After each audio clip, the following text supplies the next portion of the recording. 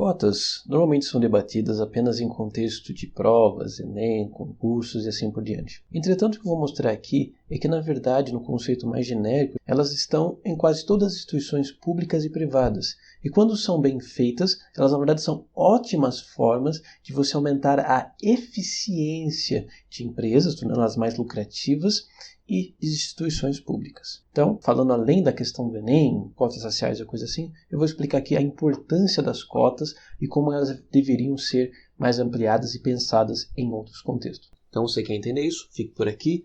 Eu sou Ezequiel Lustosa e você está no Biologia Política, um canal formado por cientistas que buscam ensinar biologia e outras ciências, mas também ensinar a sua aplicação, ou seja, defendendo políticas públicas especialmente voltadas para a conservação ambiental, saúde pública, melhoria da educação e nosso sistema político. Se interessou? Então se inscreva, ative o sininho, entre nos links que está na descrição com espaço, só tirar, ou entre nos comentários. Agora você já fez tudo isso, então vem comigo. Bom, pessoal, esse é um vídeo que eu queria fazer faz muito tempo, e agora que está sendo discutido se vai atrasar o Enem, se vai ter Enem, até se vai ter Enem ano que vem, eu acho que é um bom momento de a gente discutir. Só que antes de eu entrar na questão de cotas raciais, por exemplo, racismo, que eu vou fazer num próximo vídeo, eu espero, eu acho que é interessante discutir isso de maneira mais geral. Discutir como cotas, na verdade, diferente do que pode parecer, ela pode tornar um ambiente mais meritocrático, mais representativo e mais eficiente. Eu falo isso até mesmo no setor privado. Ok? Mas, bom, então vamos primeiramente definir o que é cotas. Né? Nós podemos definir cotas no sentido que nós estamos utilizando aqui com uma reserva mínima garantida. Okay? E nesse contexto, essas cotas existem então em várias coisas. Por exemplo, no Congresso Brasileiro você tem uma cota mínima de 8 deputados federais para cada estado e um máximo, um teto de 70, que é o caso que São Paulo bate. Assim como, por exemplo, uma diretoria de empresa, eu posso ter a cota de ter pelo menos um representante de cada setor de uma empresa. E por que isso existe? Bom, no caso da política é meio óbvio, né? Se a gente não tivesse isso, provavelmente a gente teria um congresso formado praticamente apenas por paulistas, cariocas, mineiros, né? Alguns pernambucanos, baianos, e o resto seria uma minoria ínfima do resto do país. Então, um congresso assim, ele nitidamente iria lutar apenas pelos privilégios, pelos benefícios dessas regiões. Porque esses deputados federais, por não serem dos demais estados, eles não conhecem os problemas daqueles estados e não ganham nada em ajudar aquela população. E, ao mesmo tempo, se a gente tivesse, por exemplo, uma empresa com uma diretoria formada apenas por um setor, ou majoricamente apenas por um setor, evidentemente essa diretoria usaria toda a empresa apenas em benefício daquele setor. E isso reduziria a qualidade, a diversidade dessa empresa. Né? Por quê? Porque é natural que o ser humano ele lute pelos benefícios seus e do seu grupo. Okay? Então, se você tiver ali um representante, tiver um poder, você vai pensar primeiramente, né, em ajudar os seus e o que sobrar o resto. Né? Ou a famosa frase, né, na falta de farinha, meu pirão primeiro. Só que existem algumas coisas mais complexas e difíceis, além dessa questão apenas de grupo, de corporativismo, se você queira chamar assim. Você também tem a questão, por exemplo, de preconceito e viés cognitivo. Bem, essa parte é um pouco espinhosa e eu peço que você me escute por completo para não entender mal, ok? Então vamos lá. O que eu quero dizer com preconceito? Preconceito aqui eu estou usando o sentido mais genérico possível, que é o quê? Quando você cria um conceito, uma crença, antes de conhecer uma pessoa ou coisa. Bem, nesse sentido, todos nós somos preconceituosos. E isso é praticamente uma espécie de instinto de sobrevivência. Por quê? Imagine que nossos ancestrais lá na selva, eles fossem apenas estudar e discutir, debater qualquer coisa antes de fazer. Se ele visse um animal novo, ele ia olhar para o animal, passar a mão, cheirar, estudar, antes de correr, por exemplo. Né? Evidentemente, se nossos ancestrais tivessem feito isso, nossa espécie tinha sido extinta, a gente não estaria aqui. Então, o preconceito, ele é algo útil até num contexto de sobrevivência, num ambiente hostil. Então, o que a gente precisa tomar muito cuidado com isso que ele acaba podendo, é claro, se transformar em uma coisa ruim, né? Porque, por exemplo, você pode ter um trauma com uma pessoa, com um certo grupo, e você começa a projetar esse medo, essa raiva, por exemplo, para todas as pessoas daquele grupo ou parecidas com aquela pessoa que te fez mal. Okay? Então isso é o que dá origem, por exemplo, a vários preconceitos, racismo, xenofobia e assim por diante. Assim também, como você pode acabar aprendendo certos preconceitos graves, né? Uma questão cultural, estrutural. Nesse caso, então veja bem, o preconceito genérico, básico, ele é até uma coisa natural, que não quer dizer que ele seja sempre bom, muito pelo contrário. Então a gente precisa saber lidar e aprender com ele e reduzi-lo para que ele não atrapalhe em certos momentos. Assim agora, como atos preconceituosos, criminosos, como de racismo, homofobia, etc., esses atos, eles são algo absurdo, são algo que não são inaceitáveis e precisamos lutar contra eles, não só individualmente, mas até contra outras pessoas. Mas aí, papo para outro vídeo. Mas só deixando bem claro, dizer que o preconceito em si é uma coisa natural não é passar pano para atos de racismo, homofobia ou coisa parecida. Não. Porque o que eu quero dizer com preconceito natural é que a gente acaba fazendo até de maneira inconsciente. Mas uma coisa é um ato inconsciente, outra coisa é você fazer ser premeditado um racista, homofóbico, coisa assim. O que isso tem a ver, então, no caso de uma empresa, por exemplo, uma instituição? Porque mesmo uma pessoa mais desconstruída, ou até uma pessoa, por exemplo, que está objetivando o máximo possível lucro e eficiência, pode, sem perceber, fazer escolhas injustas, não meritocráticas, baseadas em preconceitos. Então, por exemplo, um chefe, ele promover mais homens, porque são homens, mesmo que tenha mulheres ali até muito vezes mais capacitados do que os homens que ele está escolhendo, ok? Assim, por exemplo, ele pode não querer ter homossexuais na liderança, ele pode, enfim. Então, tem várias formas de preconceito que vão, por exemplo, se forem na questão de tomada de decisão ou de promoção, vão acabar prejudicando a eficiência da empresa. Então, por exemplo, se eu tiver uma diretoria ou um grupo de encarregados só formado por homens, eu posso acabar tendo justamente um ambiente machista, mesmo que esses homens não queiram ser machistas, sejam até homens que sei lá, feministas e tal, mas ele pode acabar reproduzindo isso mesmo conscientemente, ou não, até pode ser pior, né? Pode ser que eles realmente sejam machistas, reacionários e tal, o que piora ainda mais a situação. Então, por exemplo, seria muito melhor eu ter encarregados, eu ter uma diretoria que tivesse uma forte presença feminina, uma forte presença, bem claro, masculina, talvez pessoas trans, pessoas de várias áreas de formação, pessoas de vários setores.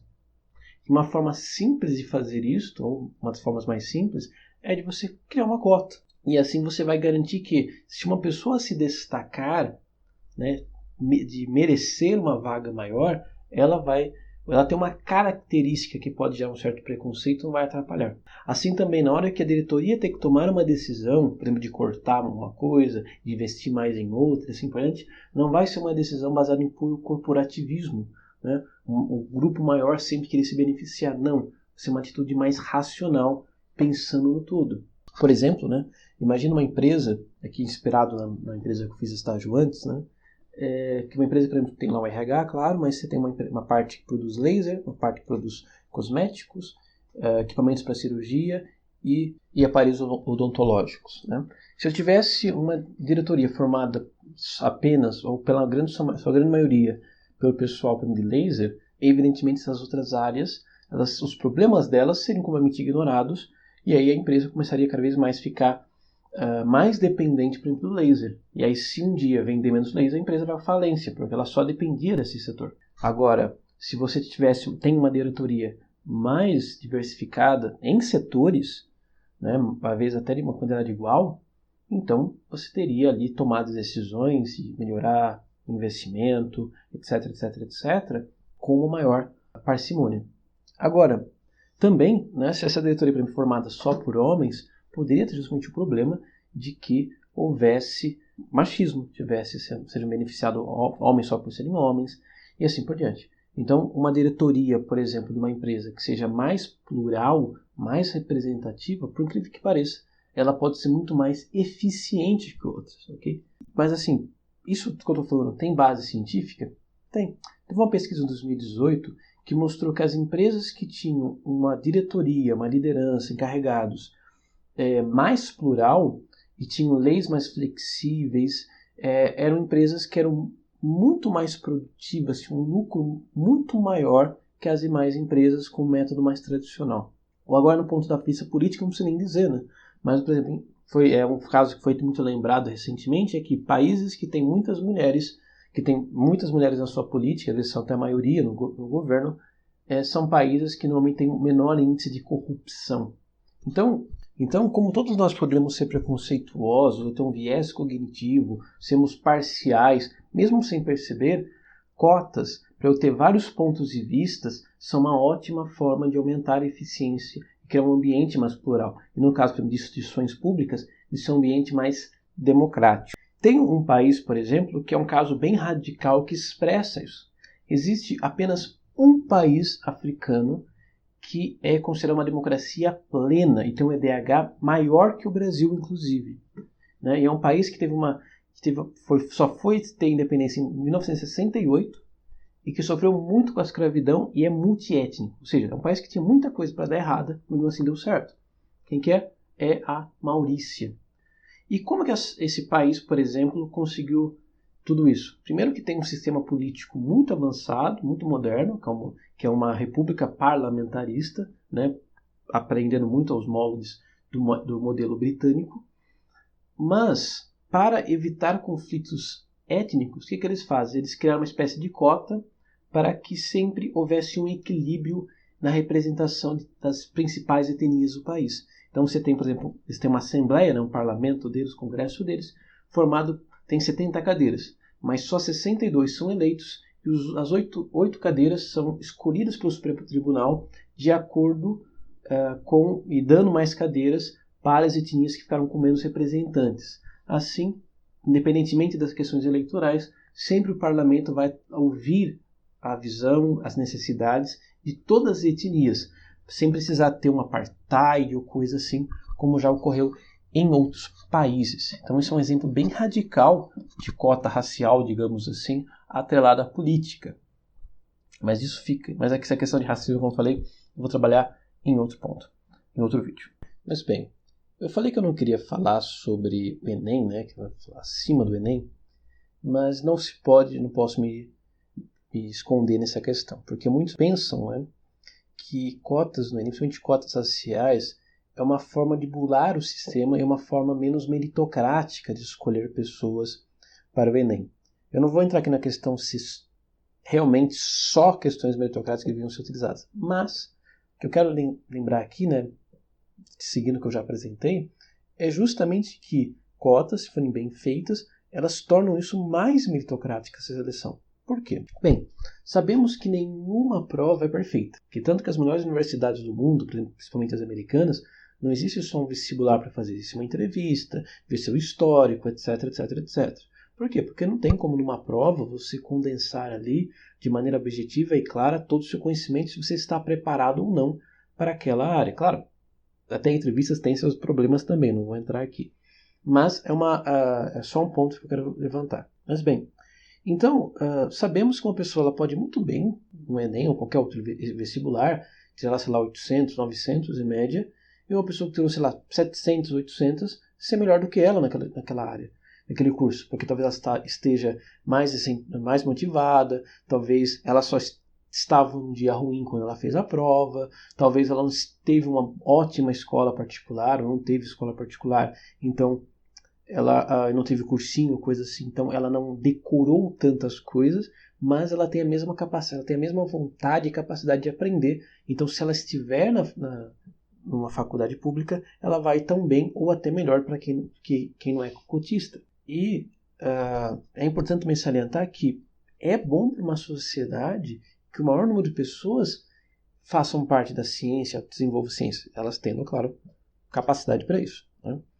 Então, isso é bom porque a ciência é justamente para o maior número de pessoas, discutindo, debatendo, pesquisando e assim por diante. Não é uma meia dúzia que pode desenvolver ciência. Isso não existe. Claro, precisa ser todo mundo. Precisa ser quanto mais, melhor. E o que as pesquisas mostram também é justamente isso, de que cotistas vão tão bem, ou às vezes até melhor, do que não cotistas. Por quê? Porque o Enem ou qualquer outro vestibular não é um método perfeito que consegue determinar quem é melhor ou quem não é melhor. Eu, pessoalmente, tenho várias críticas ao Enem e outros vestibulares brasileiros, justamente devido a isso. Esse só uma prova teórica acabou, sem levar em considerações de outras coisas. Mas isso fica para outro vídeo.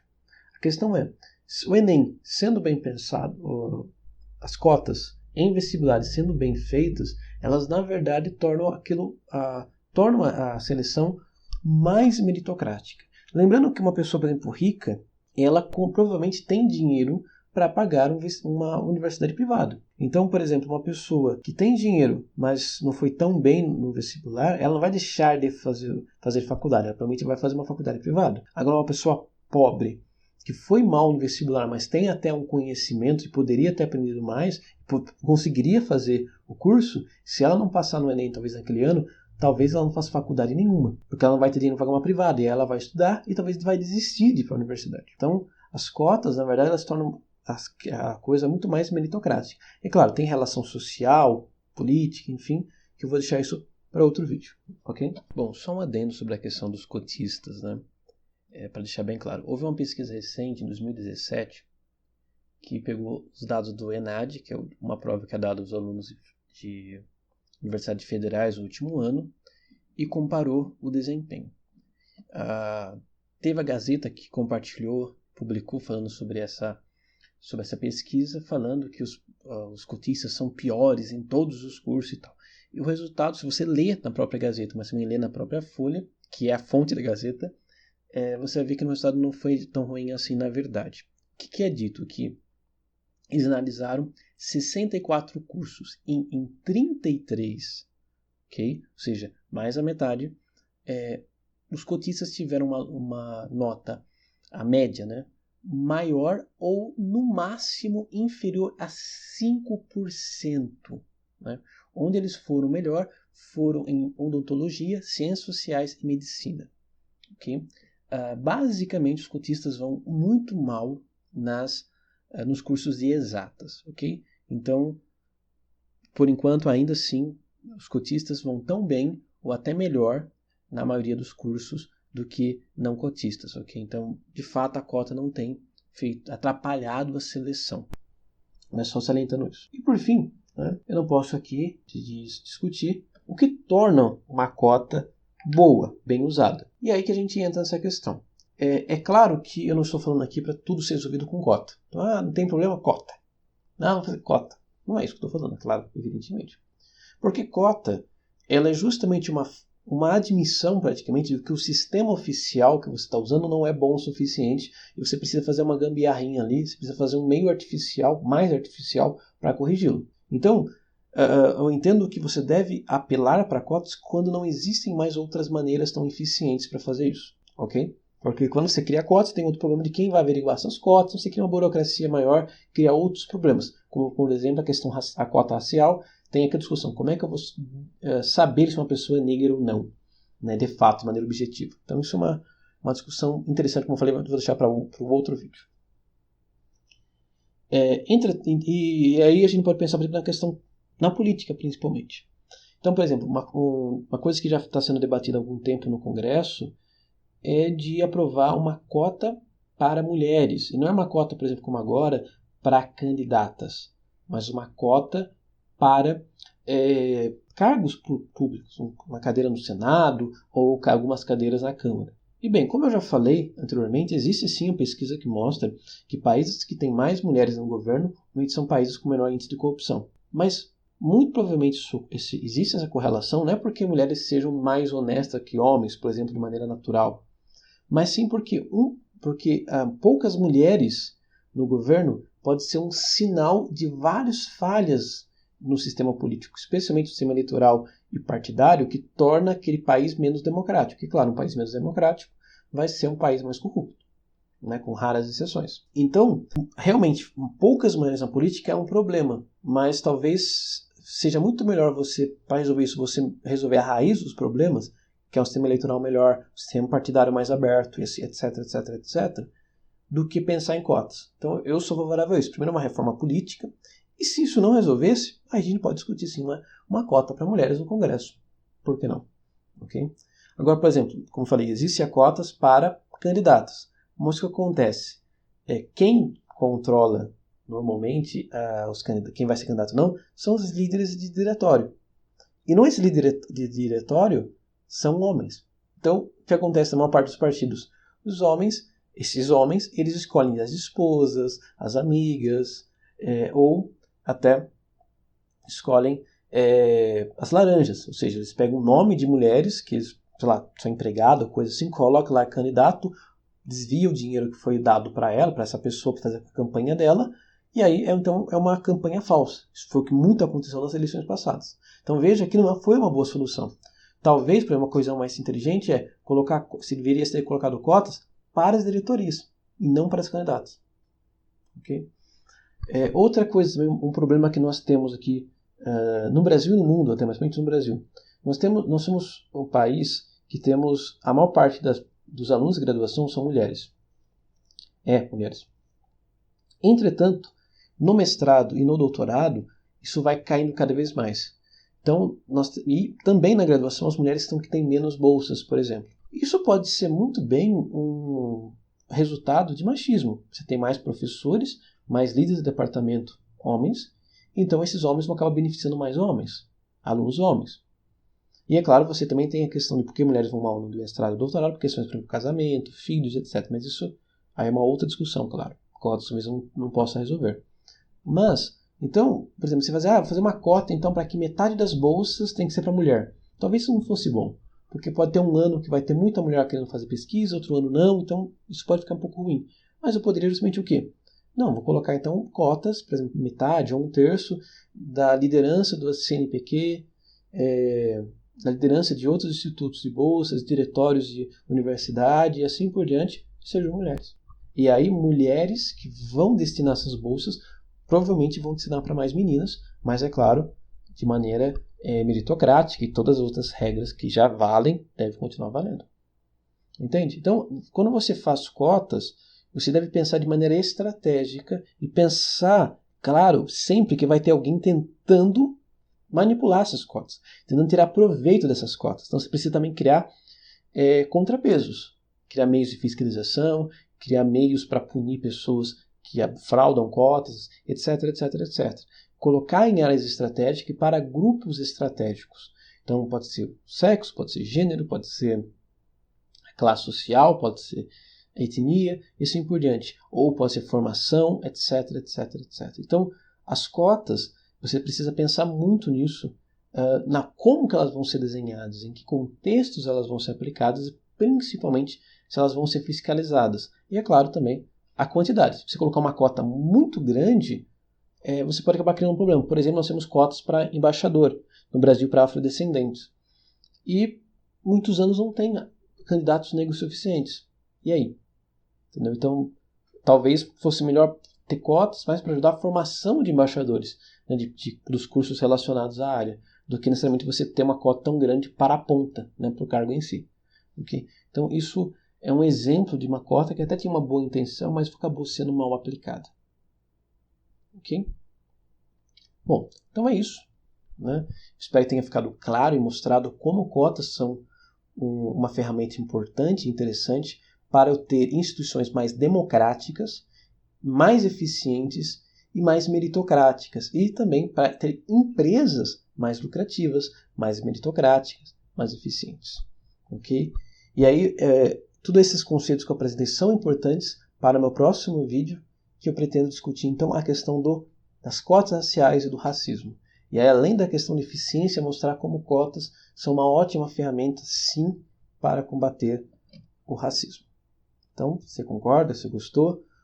Curta, compartilhe com os amigos, se inscreva no canal, entre nos links que estão aqui nos comentários e fique em casa.